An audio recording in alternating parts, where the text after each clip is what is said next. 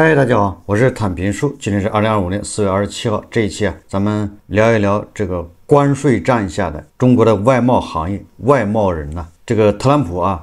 发起了美国解放日也就是贸易战、关税战之后，面对双方这个逐渐升级的贸易战，那咱们中国的这些贸易人、外贸行业这些人都有一些什么影响？三联生活周刊前2天发表一篇文章、一篇报道叫中美关税风暴下一个外贸人的自救。我们通过他这个文章看一看贸易战对外贸行业的这个影响。当地时间就是4月22号，说美国总统特朗普在白宫新闻发布会上表示，对中国商品累计加征145%的关税相当高了，税率将会大幅下降，但不会为零。这是特朗普在对华关税问题上释放的最新信号，似乎也是准备让步妥协的信号。但是因为特朗普的这个变化比较快，这篇文章发表之后那最新特朗普的表述又不一样了。咱们先不管这些文章说但是他说美国对华关税会怎么降到什么程度，仍然是个悬念。外贸从业者们最希望尽早揭开这个悬念的人。过去几周，在特朗普掀起的这场关税风暴中，他们承受了最直接的冲击，在不断变化的关税政策面前，尤其感到迷茫。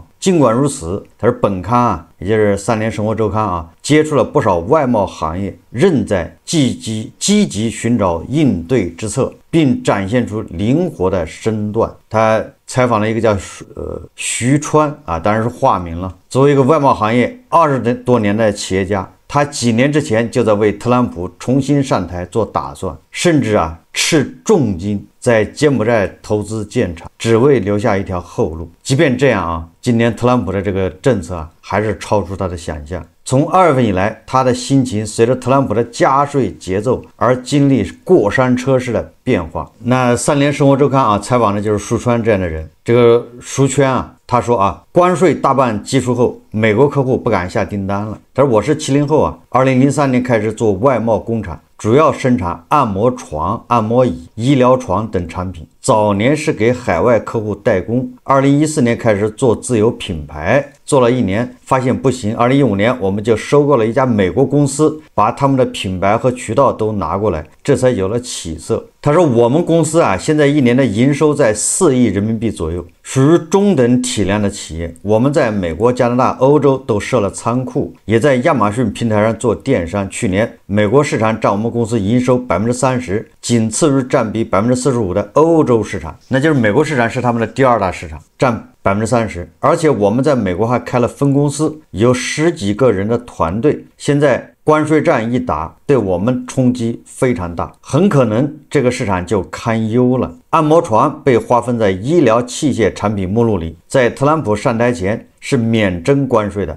但他去年竞选时就一直放话说要对中国加关税，所以我们心里也有预期。去年年底特朗普选胜后我们赶紧出了一批货，几乎是把手里能出的货全给出了。但当时有的客户还不是很着急，就是美国客户有个客户在我们这里堆了7、8个集装箱的货，我们劝他先运过去，等特朗普上台了，不知道形势会怎么变化。但对方反应比较慢，说他们的仓库也接不了这么多货，就这么拖了1、2个月。到了今年2月份，特朗普以芬太尼问题为借口，对中国所有进口商品加征10%的关税，我们也属于被加税行列，所以这期间出去的货就凭空多了10%的关税，他们后悔都来不及。美国客户下到我们工厂的订单之前大都是按照 FOB， 也就是船上交货价，就是离岸价来报关的，所以关税主要是由对方来承担。那这客户就毁了，说没多久税率又加码到20%多，其实到这时候客户都觉得还能承受，也就是加了20%的关税，客户觉得还能扛，还有利润。今年2、3月份我们都还在陆陆续续接新订单，直到4月2号特朗普宣布了对等关税计划，也就是那个美国解放日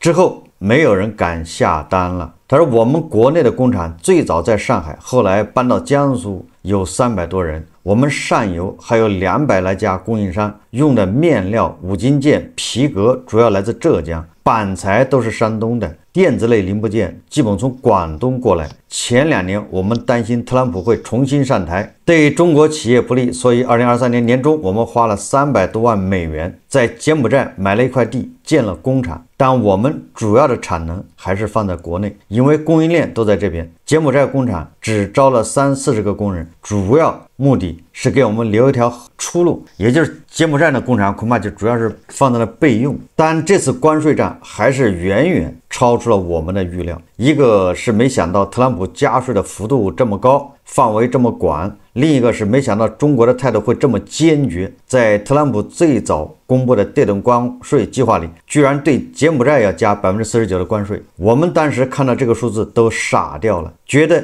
怎么会对柬埔寨加这么高？但没几天，特朗普又改了主意，宣布暂缓对其他国家的对等关税，只按照10%标准征收，为期90天。这等于给了我们留一口喘气的机会。说实话，按摩床是个比较小众的行业，国内接受度不高，市场主要就在欧美，也就是说你出口转内销都够呛，这东西只有欧美人比较接受因为他们的消费者还是比较注重休闲娱乐，很多家庭会购买相对高端一点的产品。但是像我们有的产品在海外已经卖了20多年，一直保持稳定增长。过去这一年我们也经历过危机，特别是新冠疫情初期的时候，物流受阻，工厂开不了工，也很难熬。但今年的这次危机是前所未有的。说美国的消费者最关心的问题还是东西会不会涨价。我们现在在电商平台上还是维持原来的价格，所以4月份的销售情况还挺好的。但最近我们已经给消费者群发了邮件，告知他们5月份要涨价的消息。说实话，关税都涨到145%了，很难再通过涨价去覆盖掉关税带来的成本。一方面，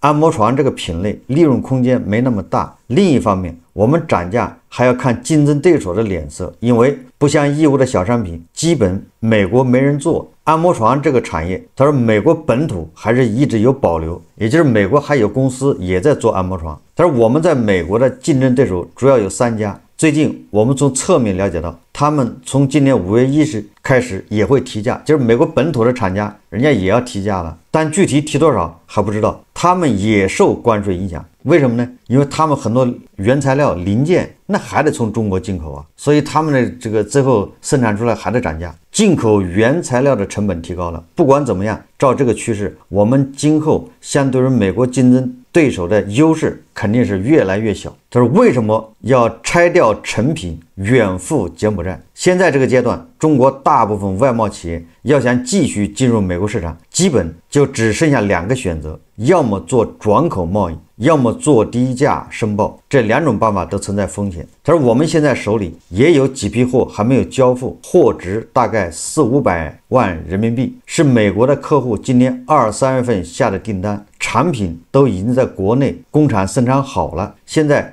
只能拆掉，运到柬埔寨去重新组装，然后再出口到美国。因为你在柬埔寨到美国，这不还有90天吗？享受的是10%的关税，那这个还能承受。所以在国内已经生产好了，还得把它拆掉，运到柬埔寨去重新组装，这不就洗产地吗？中国和柬埔寨有一个关于来料加工的协议，凡是进入这个协议范围的企业，从中国运原料到柬埔寨是免关税的，也不需要交增值税。这样一来，对我们来说，转到柬埔寨去的主要成本就是运费。他说我做过一个统计，把原材料从上海运到柬埔寨去组装出口，整体的成本会比原来增加20%左右。这对按摩床这个品类来说也是挺大的一个增幅，但在现在这个情况下只能接受。我在想这个越南、柬埔寨、东盟这些国家都是跟美国打交道或者跟中国夹在中美之间都是叫道高一尺魔高一丈。越南、柬埔寨、东盟这些国家，他们都有清晰的定位，就是我们能赚什么钱，就我有什么实力赚哪一块的钱。这个搞企业是一样的它有清晰的定位，他们能做的就是利用它的关税低，把中国的一些产业吸引过去，然后再从他那儿出口到美国，从中赚一道扒一道皮，这就是他们能做的。所以他们一定会在这方面做文章。那反过来，特朗普也一定会在这方面下手，要把它掐断。你不能指望着柬埔寨、越南他搞什么高科技吧，对吧？你不能指望他们去搞什么人工智能，他们大概跟30年前的中国是一样的，只能靠这种来料加工低端的这种组装，靠这个赚点钱。然后这个徐川他说他说如果不拆成原材料，直接把成品运过去，按照柬埔寨的法律，他说我们要被收取8%的关税和10%的增值税。然后呢，他说有些人也会直接运成品过去，通过一些操作可以免掉这些税费，也就还是可以找到漏洞，你免得把你在国内生产好的把它拆掉你直接把成品运到柬埔寨，在柬埔寨那儿贴个标签。虽然在柬埔寨有8%和10%的关税增值税，但是你还是通过反税政策或者其他的一些漏洞把这些税给免掉，就是我说的道高一尺魔高一丈嘛。不过他说一旦被海关查到就很麻烦。他说我们在柬埔寨建了实体工厂，不像有些只做贸易的公司胆子那么大。他说所以我们都是拆掉之后再运过去组装。最近这段时间从中国到美国的船都少了，在跑的船很多也是空船跑，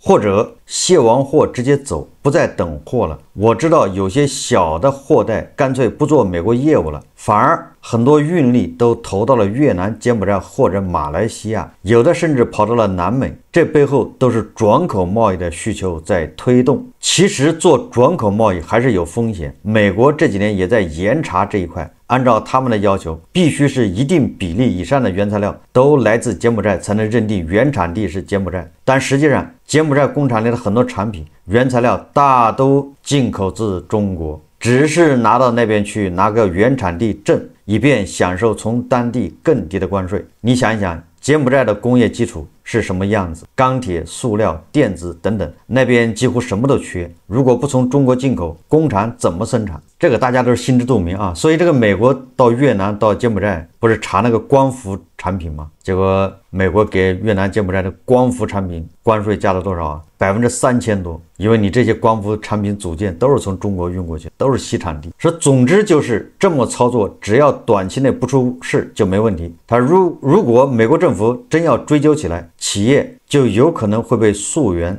被倒查，最后这条通道就会被堵死。他说所以我们现在心里也没底，只能走一步看一步。除了转口贸易，另一个选择就是做低价申报。比如说我们在美国销售的产品，差不多60%是以自主品牌销售，还有40%是给美国企业做贴牌。以自主品牌销售的是我们在美国分公司给国内工厂下单，我们过去报关都是做 DDP， 就是完税后交货模式，由卖方来负责货物的整个运输、报关、清关、装卸等手续和费用，一直到对方仓库为止。因为实际上买卖双方都是我们自己，而且当时没有什么关税，所以比较方便。今年2月份美国开始对我们的产品加关税后，我们就改成了工厂交货模式，等于货从国内工厂提出来后，后续的整个流程和费用都由美国的公司来负责。这样做的好处，可以在美国报关的时候把货值做得低一点，你货值低了，你不是那个交的关税不就少了吗？他说但是现在我们需要绕到柬埔寨出口，我们不想让美国的分公司承担更多的风险，就又改成了 DDP 模式，变来变去确实很折腾，但实在没办法，给美国客户贴牌的那部分货现在也只能从柬埔寨出去，我们要求客户来承担多出来的关税，他们大多数也同意了。有几个不同意的客户，我们就商量了一下，跟他们分担了一部分，先把货运出去再说。他说在报关清关这个环节确实存在很多操作的空间，这在行业里面已不是什么秘密，尤其是在这么畸形的关税政策之下，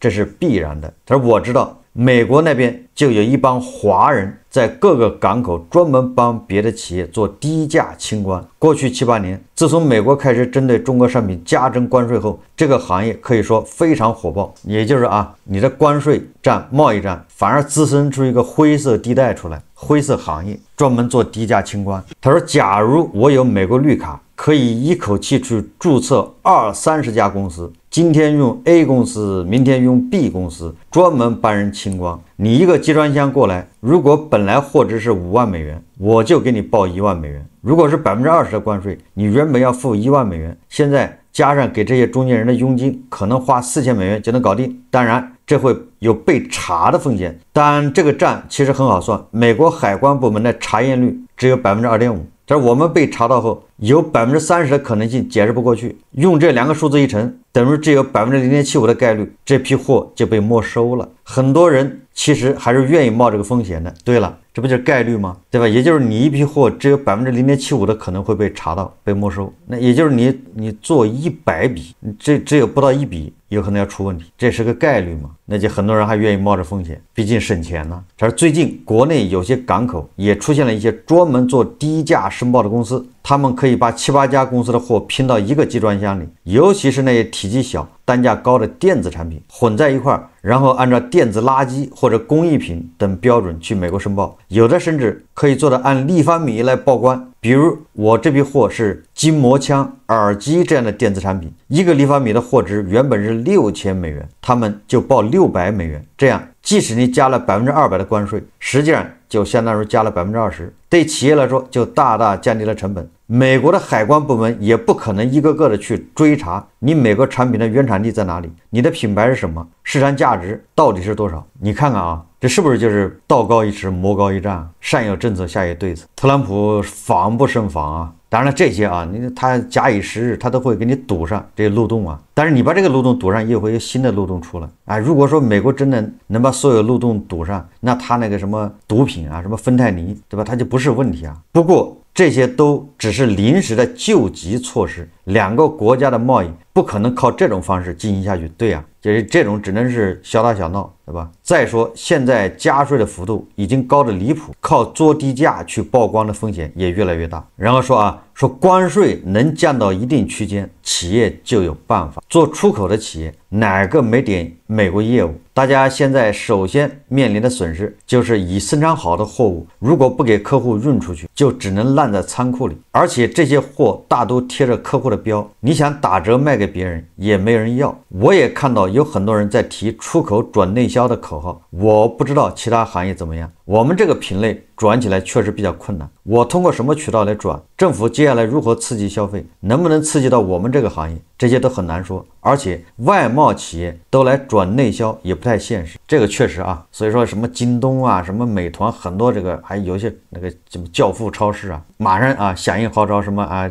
外贸企业转内销，那些都是噱头。那些都是想骗政府补贴的，这个我想大家都懂啊。你看这个外贸人家说了，真正你出口欧美的东西，你很难在国内卖。再说了，你这样在国内卖，那还不是内卷吗？这都是存量市场，你又做不出增量出来。所以说啊，把外贸企业啊来通过内销来解决，这仅仅是个心理作用啊，是个安慰。说过去这些年，我们其实也一直没有完全放弃国内市场，在各个主流电商平台也开了自己的店，加起来有7、8家。单从产品上看，国内市场的利润也不错，但是各种成本过高。我们做外贸订单，一个业务员带一个助理就可以完成2、3千万人民币的业绩，最高的可以做到5千万人民币。但是国内要靠电商平台去做2、3千万元的业绩，算上客服、美工、运营、管理等等，得配上10几个人的团队，还得有仓库，每天光是处理退货就忙得不可开交。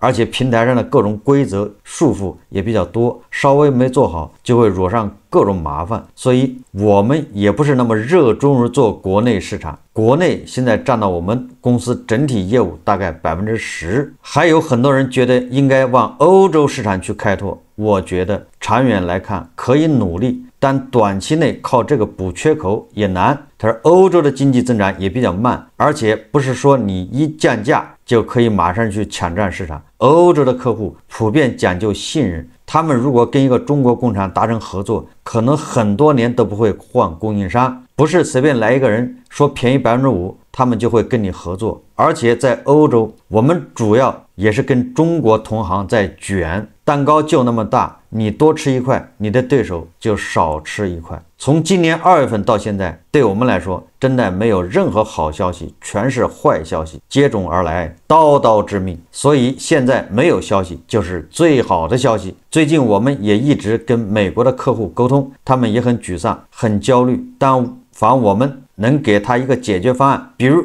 我们说你以前订的货可以走柬埔寨出去，他们都非常愿意配合。他们3天2头就会用社交软件跟我沟通，一会儿说关税又涨了，问我怎么办；一会儿提醒我说从马来西亚和柬埔寨出货，一定要把采购合同、生产工艺流程图提前准备好，万一遇到美国海关追查，好应付他们。也就是美国的客户也非常焦虑啊。柬埔寨现在对美出口的10%关税率，有效期是3个月，过了这段时间也不确定会怎么样。现在很多中国企业都往那边转口，美国政府可能也不会答应，也就是他迟早会发现这个漏洞，还要堵上。所以已经有不少客户建议我再走远一点，比如去哥伦比亚开工厂，那边人均工资就$310，而且从那边专船去美国西海岸3天时间就到了。但我不敢做这个承诺，我觉得当局势不明朗的时候，最好不要做大的决策，对吧？也就是你跑到哥伦比亚刚把工厂做好，刚打产，